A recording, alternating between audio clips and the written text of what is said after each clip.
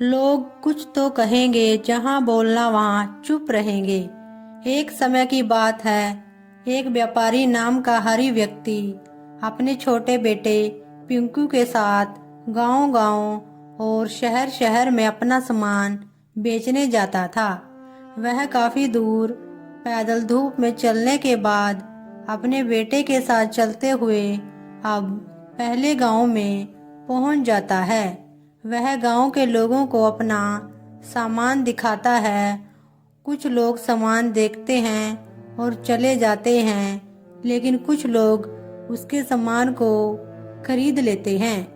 लेकिन पास में खड़े हुए कुछ लोग उसे कहने लगते हैं, कितना मूर्ख व्यक्ति है, अपने छोटे से बच्चे को लेकर धूप में पैदल घूम रहा है।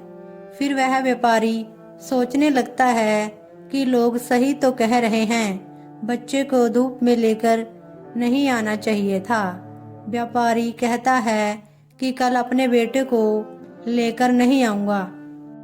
अब वह दूसरे रास्ते से होते हुए अगले गांव जाने की तैयारी करते हैं, लेकिन अब वह बहुत थक गए थे, इसलिए रास्ते में कुछ खाने और आराम करने के लिए रुक जाते हैं। फिर उसके पास से गुजरने वाले लोग कहने लगते हैं, पिता पानी लेने के लिए क्या गया? बच्चे ने सारा खाना ही खुद खा लिया और पिता के लिए कुछ भी नहीं छोड़ा। व्यापारी फिर कहता है कि लोग सही कह रहे हैं, उसे खाना मिल बांटकर खाना चाहिए था। अब दोनों दूसरे गांव की ओर बढ़ने लगते हैं और वह दोनों अब दूसरे गांव में पहुंच जाते हैं। वह गांव में घूमकर अपना सामान बेचने लगता है, लेकिन गांव वाले उसका सामान नहीं खरीदते हैं। मगर दूर बैठे हुए लोग उसे देखकर कहने लगते हैं कि बेटे को पढ़ाने की उम्र में उससे इतना काम करवा रहा है, कितना कंजूस पिता है। व्यापारी फिर कहता है कि लोग सही तो कह रहे हैं, शायद सच ही होगा। अब व्यापारी का अपने काम में मन नहीं लगता और वह अपने बेटे को घर चलने के लिए कहता है। वह दोनों गांव और शहरों में घूमकर अपना सामान बेचकर घर आ जाते हैं। अब व्यापारी घर पहुंचकर अपने बेटे से कहता है कि तुम कल मेरे साथ काम करने के लिए नहीं जाओगे। अगले दिन व्यापारी अकेला ही सामान बेचने के लिए दूर के गांव में चला जाता है। वह उस गांव में पहुंच जाता है और दोनों कंधों पर सामान लदा होता है, जिसे देख आसपास के लोग उसे फिर से कहने लगते हैं, कितना लाचार आदमी है, क्या इसका कोई बेटा नहीं है जिसे अपने साथ वह काम पर रख सके? व्यापारी सोचता है कि यह बात भी सही है। फिर वह कहता है, अगले दिन अपने बेटे को फिर से काम पर ले जाता है और वह कुछ सामान अपने पास रखता है और कुछ अपने बेटे को दे देता है। फिर वह दोनों शहर में सामान बेचने के लिए चले जाते हैं और अब फिर लोग उन्हें देखकर बोलने लगते हैं कि छोटे से बच्चे से कितना भारी काम करवा रहा है, यह पिता कितना निर्दयी है। चलो, वह अपने बच्चे को अपने साथ रख सकता है, लेकिन उसे इतना काम नहीं करवाना चाहिए। फिर सोचता है कि लोग ठीक कह रहे हैं।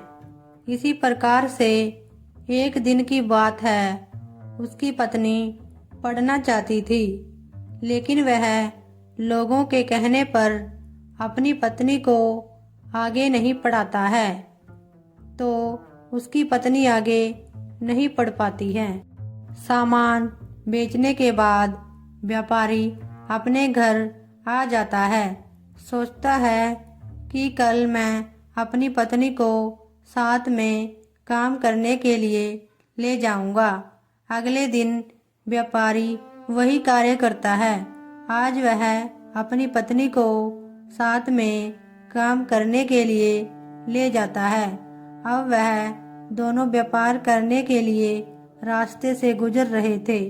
तभी लोग उसकी पत्नी को साथ में देखकर बोलने लगते हैं कि आज वह अपनी पत्नी को साथ में काम पर लेकर जा रहा है।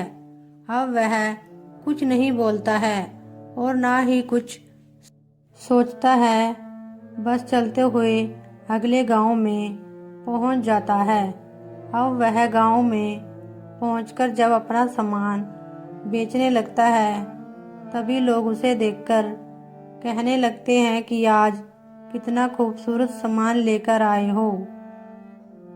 तभी साथ में खड़ी हुई महिलाएं लोगों की बातों को समझ जाती हैं और कहने लगती हैं कि व्यापारी को अपने साथ काम पर अपनी पत्नी को नहीं रखना चाहिए था। लोग औरतों को गंदी नज़रों से देखते हैं। अब फिर व्यापारी सोचने लगता है, महिलाएं शायद ठीक कह रही हैं, मुझे अपनी पत्नी को काम पर नहीं ले जाना चाहिए था।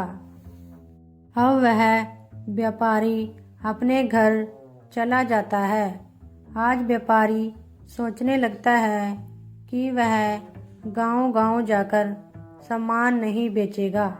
व्यापारी अब अपने घर पर ही दुकान बनाने की सोचता है और वह अब अपने घर पर ही दुकान खोल लेता है। आज उसकी दुकान नहीं चलती है, लेकिन अगले दिन में उसकी दुकान पर कुछ ग्राहक आने लगते हैं। उसके दुकान के सामने के घर में एक पति अपनी पत्नी से झगड़ा कर रहा है और वह अपनी पत्नी को घर से बाहर निकाल रहा था, क्योंकि वह दूसरी लड़की से शादी कर लेता है। इसलिए वह अपनी पहली पत्नी को घर से बाहर निकाल रहा था। अब व्यापारी का माथा छनक जाता है। वह सोचने लगता है कि आज कुछ कहने वाले लोग कहाँ चले गए कि वह झगड़ा ना करे। इनको अपने अधिकारों के बारे में बताना चाहिए था। तभी वहाँ पर कुछ लोग आ जाते हैं। वह बोलने लगते हैं कि यह पति पत्नी की आपस की बात है, इसमें हमें कुछ नहीं बोलना चाहिए। तभी व्यापारी बड़ी गहराई से सोचने लगता है और उस आदमी से जाकर कहता है, भाई तुम बहुत गलत कर रहे हो। तुम्हें ऐसा नहीं करना चाहिए कि हमें कभी भी लोगों की बातों में नहीं आना चाहिए। अक्सर लोगों को जहाँ पर बोलना चाहिए वहाँ पर नहीं बोलते हैं और जहाँ पर नहीं बोलना चाहिए वहाँ पर सभी लोग बोलते हैं। अब व्यापारी सब कुछ समझ चुका था और उस व्यक्ति की पुलिस में रिपोर्ट करवाता है। साथ ही अपनी पत्नी की पढ़ाई को भी अब शुरू करवाना चाहता है।